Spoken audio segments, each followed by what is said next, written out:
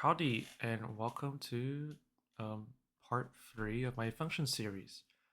So, in this video, I will be going over what a polynomial function is, so just any power, any degree. Important terms such as order, leading coefficient, constants, constant terms, graphing these polynomial functions, finding the end behavior, finding the x-intercepts or zeros, and using multiplicity to determine the behavior of the graph at each x-intercept. Okay. These problems are from the Virtual Math Learning Center. I will put the link to those problems in the description. All right.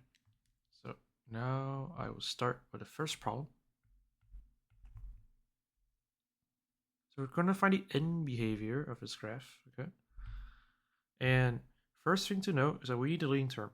The leading term is the term with the highest power or degree, as we call it, for the variable.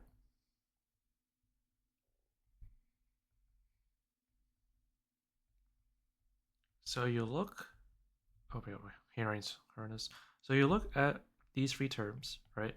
This 8 is the highest, so we will use this as a leading term. Negative 4x to the 8th. And now we only need two pieces of information. Okay. First off is whether the sign is positive or negative, right?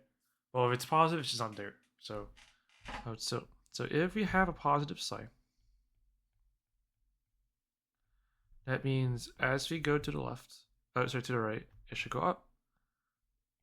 For a negative sign, as we go down, go to the right, it will go down. For our degree here, or our order, it's another name, right? The order is the highest degree of all the terms. If it is even, generally use a different color. Even means it goes up, going to the left and the right, or it goes down both left to the right. If it's odd, it means they go in opposite directions. So one goes up, one goes down. Okay. In other words, if it's even, the behavior going to the left matches to right. If it's odd, the behavior going to the right is a complete opposite of the behavior when x goes to the right. Okay. So we have negative and even, right? So looking for this sort of behavior. That means as x approaches positive infinity, I always put a plus sign there for emphasis. Y approaches positive infinity. Now, since it goes the same way when we go towards negative infinity for x, we will also write y approaches positive infinity. Wait, sorry, did I say positive? I mean negative infinity for both. I'm sorry. Minus, and there you go. That is question 1. Question 2 is the same deal, right? We're going to do end behavior again. If we look at our terms, right? 1, 2, 3 of them. The 7's the biggest, so we take this one as our leading term. There's no sign up front, which means this is positive. So we want something that goes up like this, right? And our degree is odd, which means it will go the opposite way. So to write this out, as x approaches positive infinity, y approaches positive infinity, and as x approaches negative infinity, y will also approach negative infinity. Okay? And that is your answer for number 2. Number 3 is yet again another end behavior question, but notice that when you check these terms, it's actually the second term That's a leading term, so be very careful about that. It is custom to use the leading term as the first term in a polynomial, but it's only a custom. It's not law, so it could be placed in the middle of the polynomial as shown here. So negative 9x cubed. We have a negative out front, which means it's going down as we go to the right. And our exponent is odd, so while it goes down going to the right, it will switch up and go up as we go to the left. To write this out, as x approaches positive infinity, y will approach negative infinity. And then as x approaches negative infinity, y will approach positive infinity. And that is your answer. Now, for question 4, we're told to find the zeros, the multiplicities, the end behavior, and the maximum number of turning points. So, let's talk about these terms, okay? Zeros are x-intercepts. Essentially, this is when y equals 0, right? Multiplicities are the degrees of each factor, okay? And behavior you already know, but maximum turning points, this is just order, so the highest degree. Minus 1. So we look at our function here. We have 1, 2, 3 terms. This one's the biggest. So I will tackle the end behavior and turning points first. That's the fastest. We have a positive over here. I'll do this for shorthand, right? That means as we go to the right, y goes up. And then we have an odd exponent, which means as even though we go up going to the right, we will go down when going to the left. In words, we would say, as x approaches positive infinity, y approaches positive infinity, and as x approaches negative infinity, y approaches negative infinity. Okay. Right, turning points. Turning points, like I said, is the order, right? So 3, then minus 1, and we get 2 maximum turning points.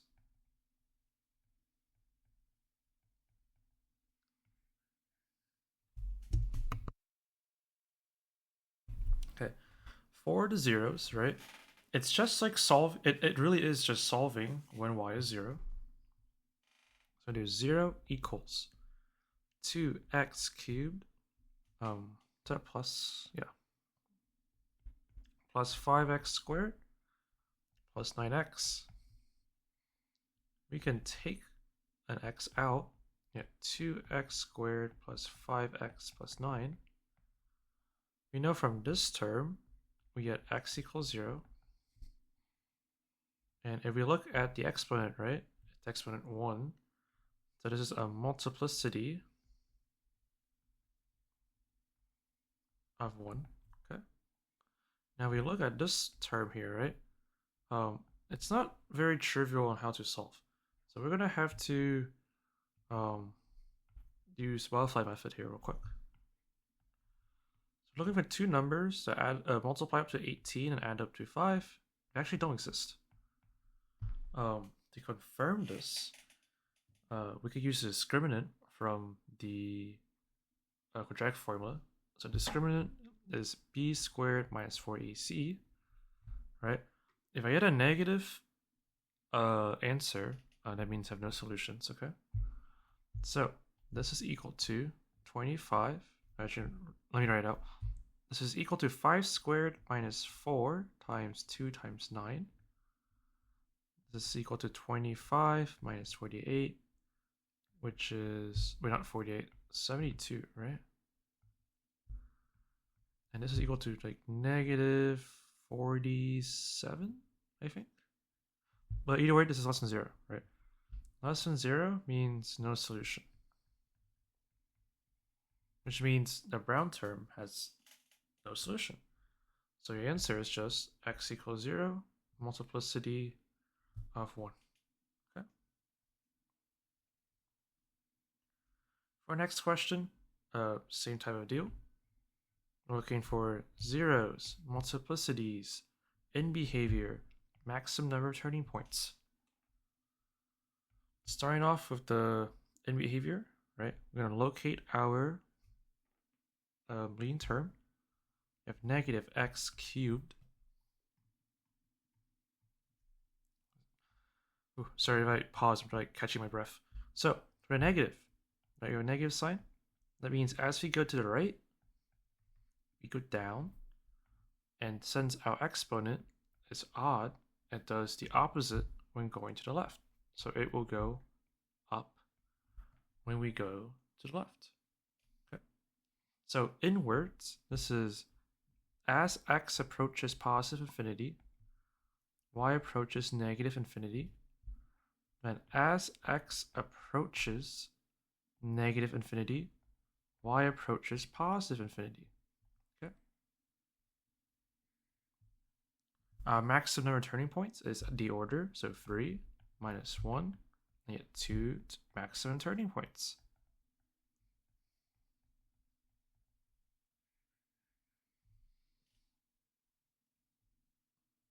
Okay, now for the zeros, we set g of x, or a y value, to 0, and then we write the rest of the function out here. 16x. Okay, I'm gonna take out a negative x. I don't like negatives that much. Okay, so get this. We're looking for two numbers that multiply to 16 and add up to negative 8. It'll be negative 4 twice. Okay, this means you get negative x. X. Actually, I can split the terms, right? This gives me x squared minus 4x plus 16. This is just, we take out x, we had x minus 4. We need to take out a minus 4, and we had x minus 4. Common term of factor, take it out, and then make your new term with what's left over. And we get x minus 4 squared, right? So this term right here, we get x equals 0. Our multiplicity is 1, okay? So multiplicity of 1. Okay. For this term right here, this is x equals 4, right? So x minus 4 equals 0, x equals 4, and multiplicity, it has a multiplicity of 2 because of the 2 right here. And those are the answers for number 5. Number 6, we wrote the wrong question down, so I had to look at my video and get the right question out. I do not recommend doing the original question 6. I don't think it's solvable with only the math you know so far. I guess only the math you're supposed to know so far. Okay. Anyways, we're gonna do the same deal, right? They're asking for the same things again. Zeros, multiplicities, in behavior, maximum number of turning points. Okay. So first, select your leading term. Have a positive here. So I know that as I go to, give me a moment. As I go to the right, I will go up, right? And then for our even exponent, that means as I go up to the right, and as I go to the right, it'll go up. And when I go to the left, the graph will still go up.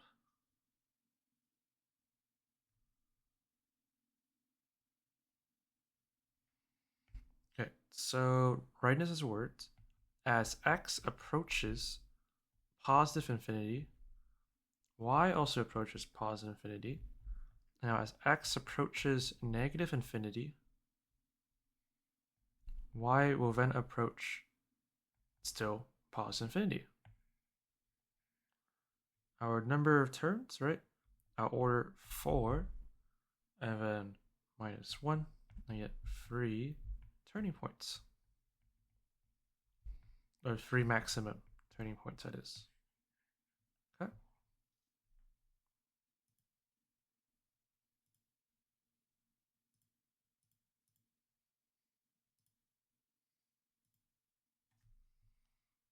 I'm sorry, I'm just resting my hand for a second.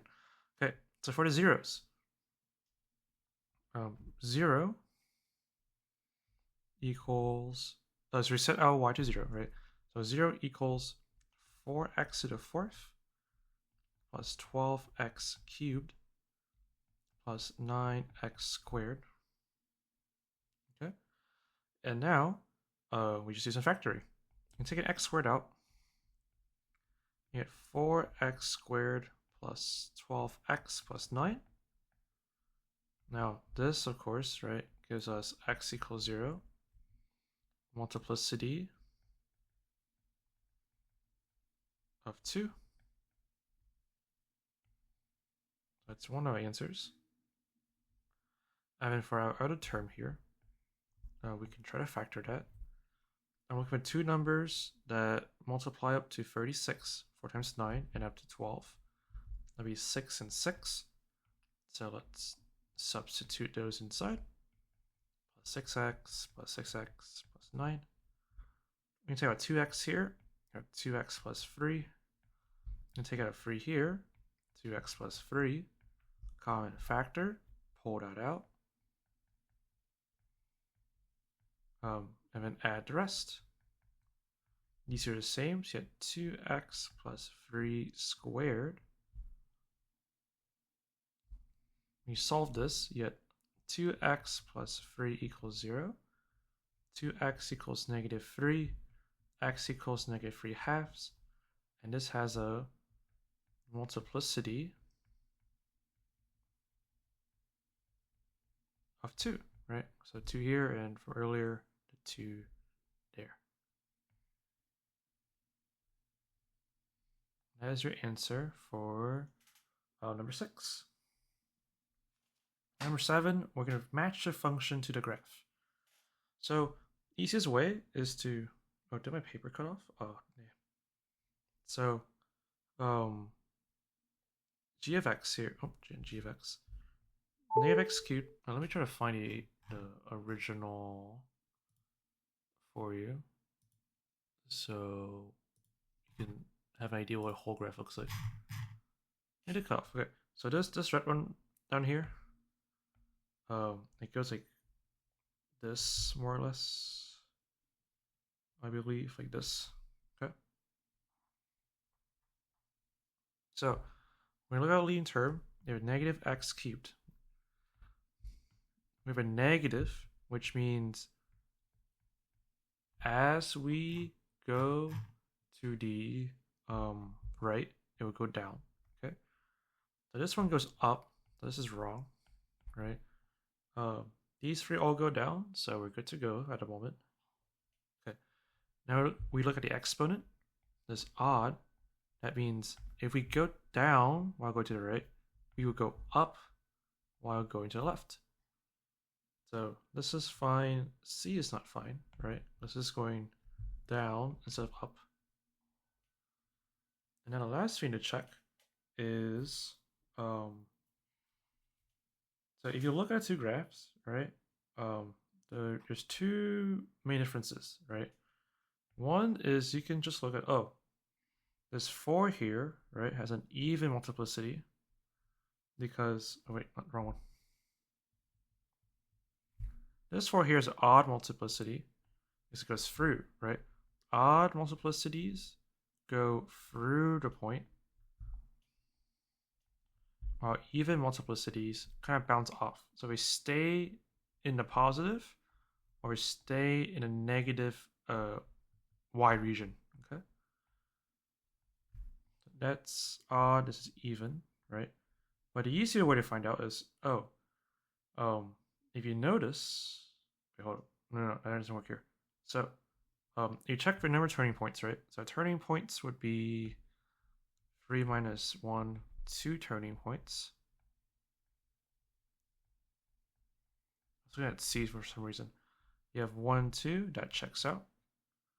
1 and another one, 4, right? That checks out. So the only way to solve this is to, you could factor it out, right? So negative x cubed plus 8x squared minus 16x. We take out, I'm taking out negative x for my sanity, okay? And x squared minus 8x plus 16. Looking for two numbers to multiply to 16. Add up to negative 8, negative 4, negative 4. And this becomes x squared minus 4x plus 16. Take an x out from here, x minus 4. Take a minus 4 from here, x minus 4. Common factor, take it out. Add in the rest. These are the same, so you get x minus 4 squared. This is even, so we're looking for a bounce like this or a bounce like that. Okay? And the only answer that does that is D. You could also do, if you forget about multiplicities, right? You can also plug in a point. You can see that for this answer, right? The one here is positive for y, but the one here gives you a negative answer for y. So if I plug in 1, let's plug it up here, okay? G of 1 gives me negative 1 cubed plus 8 1 squared minus 16 times 1, okay? This is negative 1 plus 8 minus 16, which is negative 9, which is less than 0, right?